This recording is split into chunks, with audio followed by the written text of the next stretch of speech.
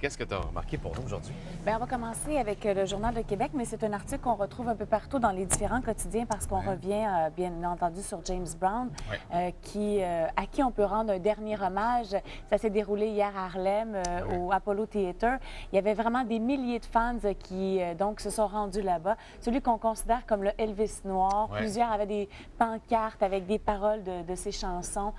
Et les gens ont bravé le froid pour lui rendre ce dernier hommage. Il y a un autre article très intéressant et qui est vraiment une caractéristique de la ville de Québec où on aime vraiment le hard rock. Et encore cette année, ça a été phénoménal comme année. On a des réactions aussi en studio parce qu'on est de grands fans de hard rock. Avec Scorpion qui avait battu donc full record au festival d'été. Mais on pense entre autres récemment à la présence de Guns N' Roses et on dit que c'est vraiment particulier et une caractéristique de la ville de Québec. Et si on veut avoir du succès, il faut faire venir ces formations musicales-là parce que même les autres grands de ce monde de la musique ne seront jamais aussi populaires que le hard rock. Ils sont bien accueillis ici à Québec. Très bien accueillis. Dans le soleil, on nous partage les coups de cœur, des coups de cœur culturels. Un coup de cœur anglophone, Patrick Watson avec son album Close to Paradise. On dit que c'est un artiste vraiment surveillé au cours de la prochaine année. Je suis entièrement d'accord avec ça. Du côté francophone, Jérémy Kissling, c'est un artiste que je t'avais présenté avec un album qui s'appelle Le Ours. La poésie très attachante et particulière. Alors, on fait une description de ces artistes-là et on dit pourquoi ce sont les coups de cœur. Dans la presse, c'est très intéressant. On commence à vous préparer au jour de l'an. Et là, on a fait des thèmes. Alors, si tu as envie d'avoir une soirée en plein air, si tu as envie d'une soirée plutôt traditionnelle ou de grande classe, ou même une soirée au musée. On vous dit où aller. Exactement, il y a vraiment une thématique. Et il y a le célèbre DJ Tiesto qui avait fait l'ouverture des Jeux olympiques à Athènes en 2004, qui va faire un gros party résolution au Centre Bell. Alors, sa présence est très attendue et certainement qu'elle sera marquante. Et bien entendu, on se prépare au spectacle Jean-Pierre Ferland. La santé va bien et le 13 janvier, il sera de la partie. Une donnée très intéressante sur 8000... Santé tantôt l'événement culturel de l'année 2006 avec Marc et avec toi aussi. Oui. On commence par quoi? On commence par Guillaume Latendresse. Puis là, je suis tellement sérieuse dans mon projet que je t'ai fait sa fiche. Je suis allée sur le site Internet des Canadiens. Ailier droit, 5 pieds 2, 229 livres. 5 pieds 2, non, plus que ça. 6 pieds 2. Oh oui, parfait. OK, surveille-moi, OK? Les chiffres sont bons, là, mais des fois, je fais un petit décalage. 19 ans, repêché en 2005, mais actif, très actif sur la patinoire depuis le début de la saison dernière. Il fait partie du 4e trio. Ça, c'est pas marqué dans la fiche, c'est Carl qui m'a aidé. Bref, on s'est intéressé à Guillaume Latendresse parce qu'il a suscité beaucoup de réactions cette année par sa présence au sein du Canadien. On avait envie de savoir si c'était un gars qui faisait des bilans à la fin d'une année, si c'est un gars qui vit bien avec la pression, mais surtout quel genre de musique il consomme, peut-être pour l'aider à se concentrer en général. C'est ta première visite dans un vestiaire en plus, hein? Oui, en plus. Révélation, celle de Guillaume Latendresse. Un lover boy. Oui, c'est pas pour rien qu'il s'appelle La Tendresse. Elle est un peu facile. Mais elle est réussie. Elle est réussie. Un nouvel album de Norah Jones s'en vient, puis on en a entendu un petit extrait tantôt, puis ça annonce vraiment très bon. Oui, l'album va s'intituler Not Too Late et le premier extrait est diffusé, Thinking About You, qu'on vous partage. Beaucoup plus guitare-voix. Et là, on sent vraiment qu'elle revient à ses racines, piano-voix.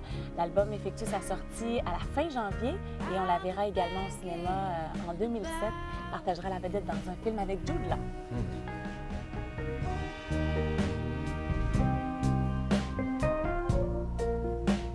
On va changer de registre pour aller à la pause, Karine.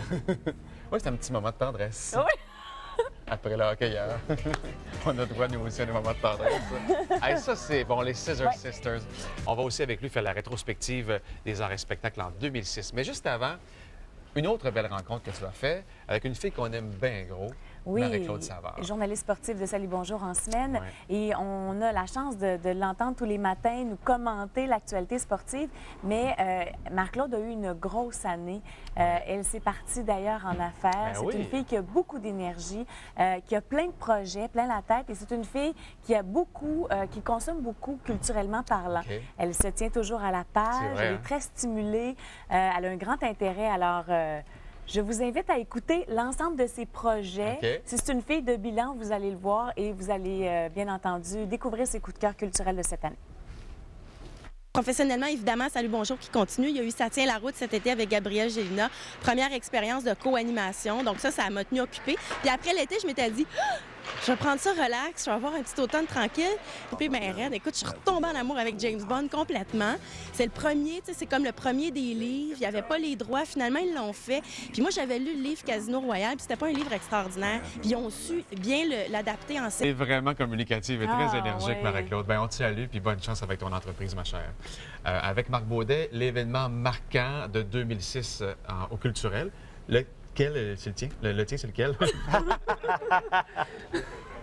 J'inverse une syllabe et je prends deux voyelles. Ouais, c'est ça. En fait, je pense qu'il y a eu beaucoup de succès québécois, mais ce qui a vraiment marqué, je pense, l'ensemble des succès, c'est tous les artistes qui sont arrêtés au Centre Bell. Depuis 2005, avec le U2 qui s'est produit là-bas, vraiment, ça a circulé le succès, à quel point les gens de Montréal achetaient des billets, étaient présents.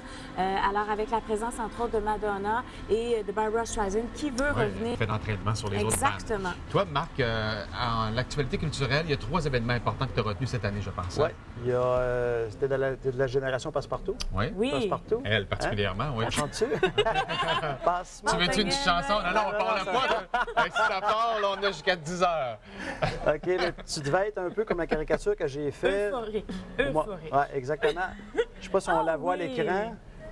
Le petit garçon qui pousse le carrosse, puis c'est le papa qui est assis dans le carrosse. C'est bon, ça. On voit les autres, c'est la même chose. C'est les parents qui sont dans le carrosse, puis c'est les bébés qui poussent. Puis je veux mon coffret Passe-Partout.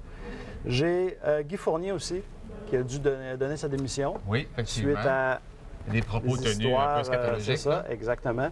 Donc, sa lettre de démission, on l'a écrit sur du papier hygiénique. Toilette. OK, c'est bon. Et il y a Guy Cloutier. Au mois d'avril, il devait être libéré, puis il y a eu un coup de théâtre, un courriel anonyme. Oui, c'est vrai. Il est resté en prison plus longtemps. Guy Cloutier, qui était, moi je l'avais imaginé avec sa casquette de golf, ses bâtons tout shinés, tout prêts pour aller jouer au golf, puis finalement, il annule son départ pour le lendemain. Tu as étudié en quoi pour avoir une sensibilité à l'actualité? Bien, moi, j'ai fait un bac en sociologie à l'Université Laval, ici. OK.